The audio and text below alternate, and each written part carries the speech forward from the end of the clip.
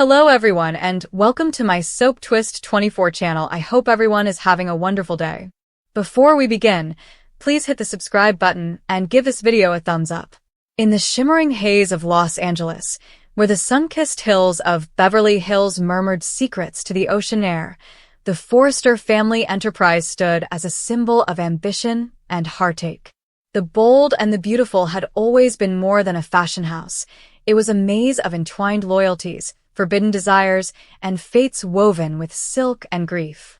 At its core, in the summer of 2025, was the narrative of Luna Nozawa, a young lady whose light had flashed from innocence to shadow, now dwindling toward an abyss from which no one, not even she, could escape. Lisa Yamada's sweet yet determined voice resonated through the antiseptic corridors of the CBS studio on that fateful October morning. She had organized the news conference herself, her almond-shaped eyes rimmed with a subtle red of unshed tears, her dark hair tied back into a tidy ponytail that belied the fury raging within. Reporters from Soap Opera Digest, Entertainment Weekly, and the always hungry TMZ crowded into the room, their cameras flashing like distant lightning. "After 2 incredible years," she began, her words measured, "I've decided to step away from the bold and the beautiful. Luna's journey, it's reached a point where her story demands closure. And mine does too." The room erupted in murmurs, but Lisa held her gaze steady, a porcelain mask over the fractures beneath. She didn't mention the Emmy nomination, which came too late, or the recurring role in the Elle prequel, which piqued her desire for bigger opportunities. She only spoke of Luna, as if leaving the character meant leaving a piece of her soul. Back in the sumptuous surroundings of the Forrester estate, the news hit like a stiletto heel smashed into raw skin. Brooke Logan Forrester, the matriarch of measured grace, held her phone closer, her flawlessly manicured nails digging crescents into her palm.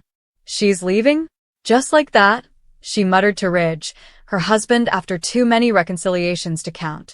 Ridge, his chiseled jaw set in continuous brooding, paced the Persian carpeting, his mind already racing with stories of betrayal and tragedy.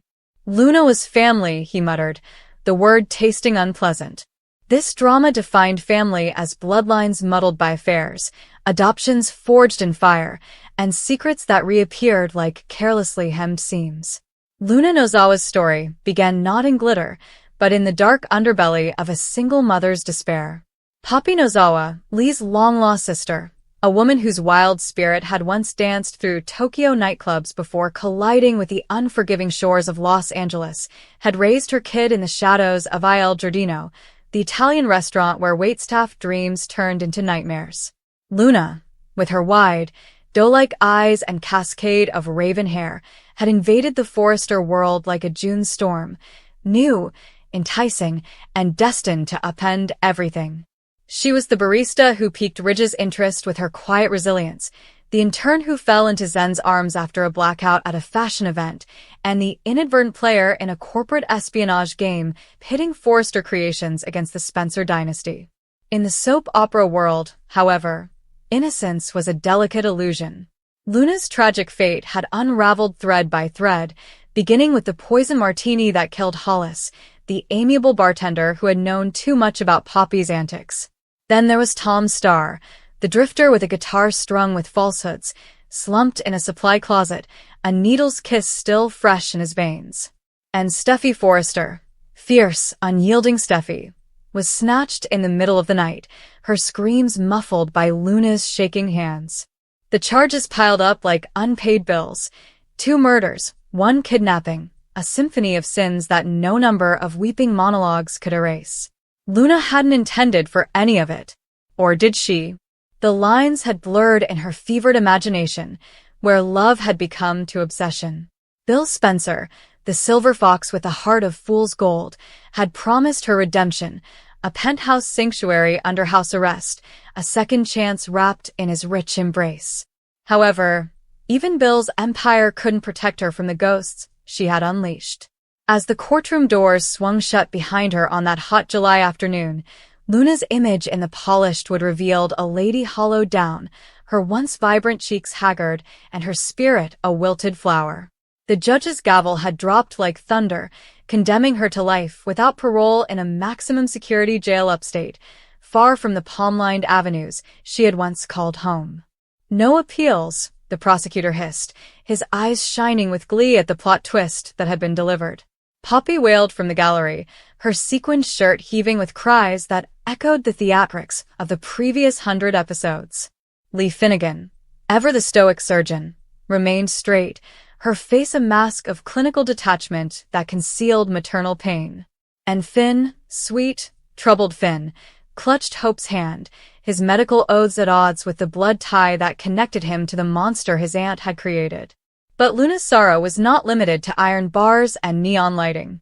It seeped into the fragmented lives she left behind, like poison ivy spreading through the manicured lawns of the wealthy.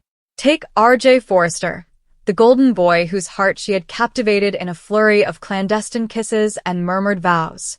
Their courtship had been the stuff of fan fiction, late hours drawing designs by candlelight, her head on his shoulder as he fantasized about sustainable couture, her laughter a symphony that drowned out the sound of sewing machines. RJ saw in Luna the purity his family lacked, an unblemished canvas among the Logans and Spencers, who painted everything in colors of scandal. RJ was devastated when the truth came out, when the blood on her hands was revealed on shaky surveillance footage splashed across TMZ.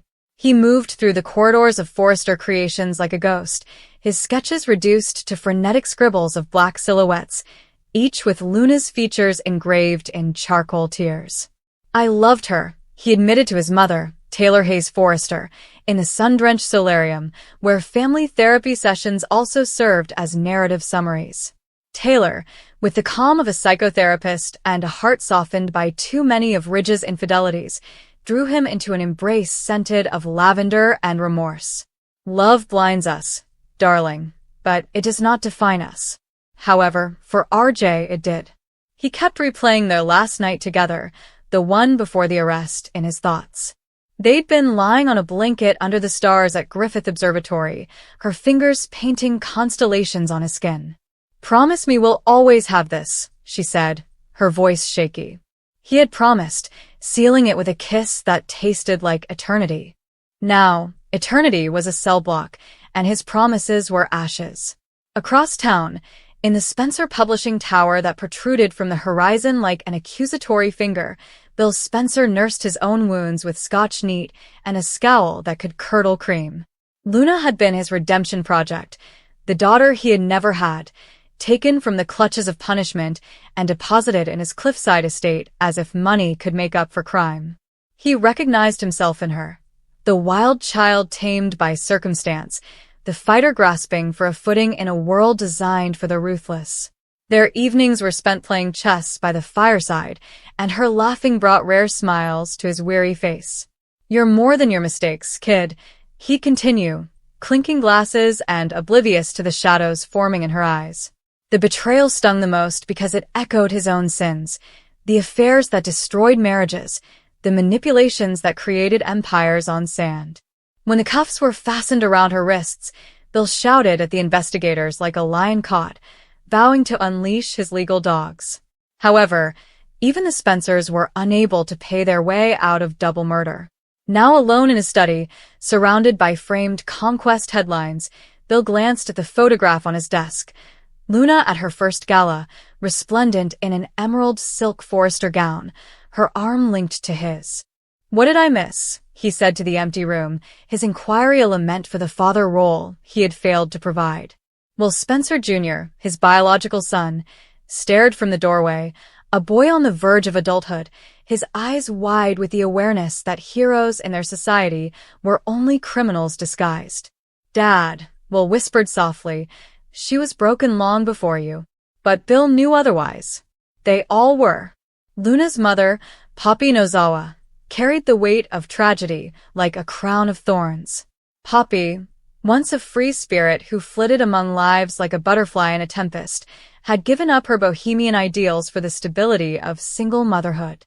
Lee's discovery that Poppy was her sister, put away in shame after a juvenile scandal, had thrown her into the Forrester orbit, a comet dangerously close to the sun. Luna was both her masterpiece and her demon, the result of a single night with a nameless musician whose ghost haunted their tight flat above the cafe. Poppy had taught her daughter to dream big and use a smile as a weapon, but she had never taught her about the horror that lurked in the shadow of ambition. The night before the sentencing, Poppy drove the winding roads to Big Bear Lake, where pine trees whispered condolences and the lake reflected a moon unconcerned about human suffering. She parked on the shoulder, the motor ticking like a slowing heartbeat, and cried till her mascara ran down her cheeks. Luna as a kid, pudgy fists clutching wildflowers. Luna at 16, sneaking out to stargaze on the beach, her laughter blending with the waves. Luna at 22, striding into the Forrester interview, eyes flashing like polished onyx. "I should have seen it," Poppy wailed into the night, her fists squeezing the steering wheel until their knuckles turned white. The murders were more than just crimes. They were reflections of Poppy's own recklessness, the affair with Tom, which produced secrets, and the flirtation with Hollis, which sparked jealousy. Luna inherited not only her beauty, but also her mother's unhealed wounds, which had festered into something dangerous. Poppy's weekly pilgrimages became an atonement ritual in the sterile visiting room at Chowchilla Women's Prison, where the air was thick with bleach and sadness. Luna, stripped of her glamour, sat across the plexiglass barrier in an orange jumpsuit that engulfed her figure, her hair cropped short in an attempt to maintain control. "Mom," she would mumble through the receiver, her voice rasping from weariness. "I did it for us. For the life we deserved." Poppy pushed her palm to the glass, copying her daughter's action, tears etching tracks through layers of foundation. "No, baby. You did it for the monsters we both ignored." Their chats were tapestries of what-ifs. What if Poppy had stayed in Japan? What if Lee had claimed them earlier? What if love wasn't such an easily wasted currency? Each visit peeled back layers, revealing the rot at its core, a generational plague of abandonment in which moms pass down heartaches rather than heirlooms. Finn Finnegan, the kind-hearted doctor whose knife saved lives while his family destroyed them, discovered Luna's shadow hanging like surgical tape. As Poppy's nephew and Luna's cousin, he had embraced her with open arms, unaware to the venom in her veins. Their friendship was formed in hospital corridors, where Luna volunteered as a candy striper, her delicate touch calming patients' concerns. Finn had confided in her throughout his worst moments, the Sheila Carter story, which almost cost him Steffi, and the ethical quandaries of his ER shifts. "You're the good in this family," he told her once, over coffee in the Forrester cafeteria, his blue eyes serious. The disclosure of her crimes was like a code blue. Monitors beeped, the environment shifted. Finn replayed the cues, the way Luna's grins wavered when Poppy battled with Lee, the late-night emails about feeling lost in the lights. Guilt gnawed at him, like a surgeon's precision turned inward. Was it his obsession with Hope's lingering feelings or Steffi's kidnapping trauma that blinded him? In treatment with Taylor, he unpacked the debris. "She was family, Mom. How do you operate on your own blood?" Taylor responded with a balm and a blade. "You don't. You let the wound scar." But Finn's scars were keloids, high and painful. He paid Luna intermittent visits, each time balancing compassion and criticism. "Why, Luna," he said once, his voice cracking. Her response was a whisper, "Because no one saw me until I screamed." Finn saw the void, the isolation of being the outsider in a lovely dynasty, and it reflected his own feelings of inadequacy. Steffi Forrester Logan, the family's phoenix, emerged from her abduction, flames scorching her heels.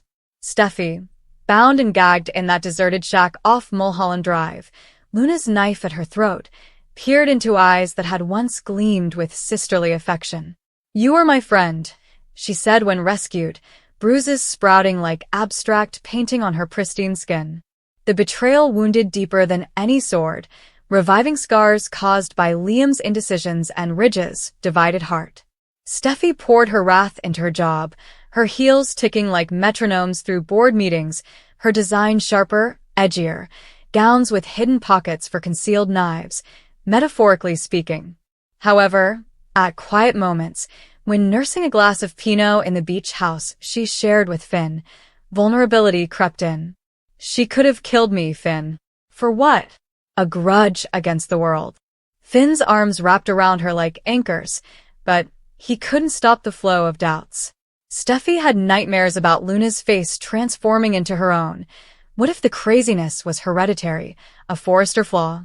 Hope, her half-sister and perpetual opponent, extended an olive branch over lunch at the rooftop.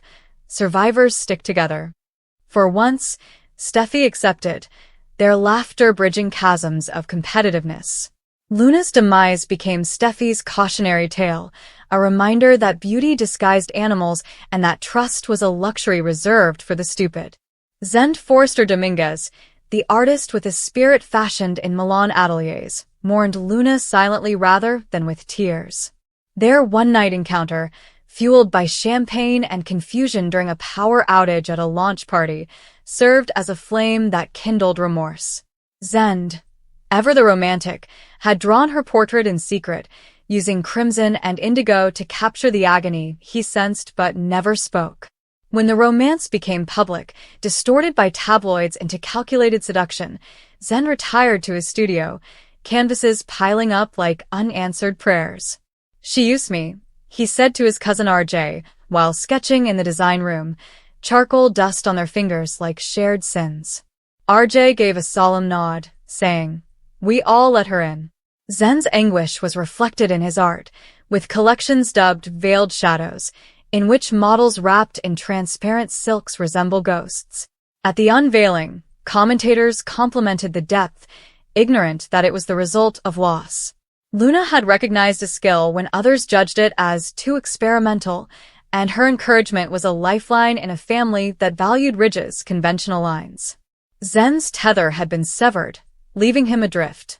He wrote her letters that he never sent, pages of poetry mourning the muse gone Medusa, and burned them in the rooftop fire pit, the ashes swirling like forgotten dreams. The ripple effects spread to the periphery, affecting the unsung characters that made up the soap's huge tapestry. Carter Walton, a lawyer whose ethics were bent like willow twigs, was distraught by Luna's defense. Tasked by Bill to fight the allegations, he pored over evidence until his eyes burned. The toxicology reports verifying the laced beverages, the threads linking her scarves to the murder scenes.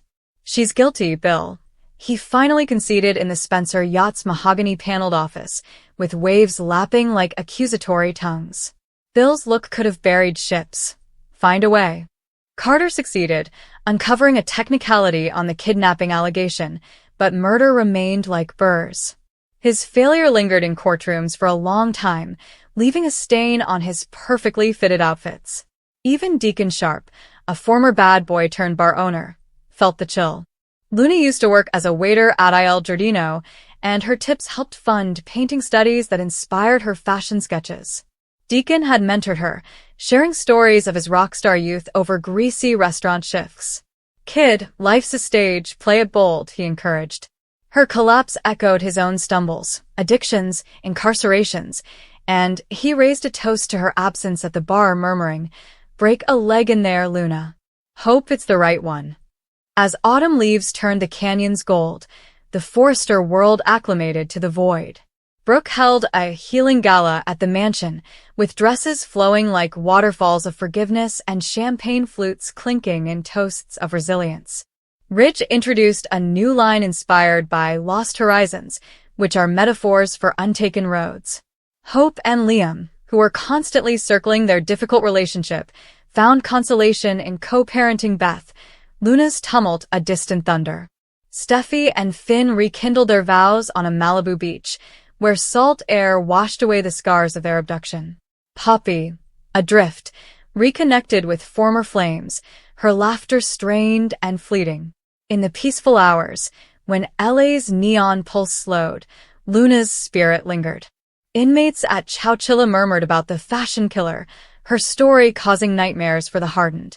Lisa Yamada, free in the world, stepped onto the set of Elle with timid elegance, her new character Amber providing levity amid sorority plots. But in interviews, her eyes softened. "Luna taught me about the darkness we all carry. Playing her was a gift and a goodbye." Luna herself, in the quiet of her cell, created designs on the concrete floor, constellations of regret, maps to nowhere. Dreams sent her back to the Forrester ballroom, where she twirled in silk in front of suitors before waking to bars that mocked her grasp. She journaled in stolen moments, pages filled with unsent apologies, to RJ for broken promises, to Poppy for inherited grief, and to the deceased for lives lost.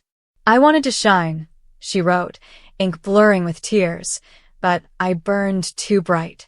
Luna Nozawa's tragedy was not only her crimes or captivity, but also the symphony of grief she created, notes of love turned lament. In a city based on reinventing itself, her story engraved permanence, a warning that even in the glare of glitter, shadows occupy their rightful place. And as the credits rolled on her story, the bold and the beautiful spun on, hearts healing like seams resewn, but forever changed by the tears.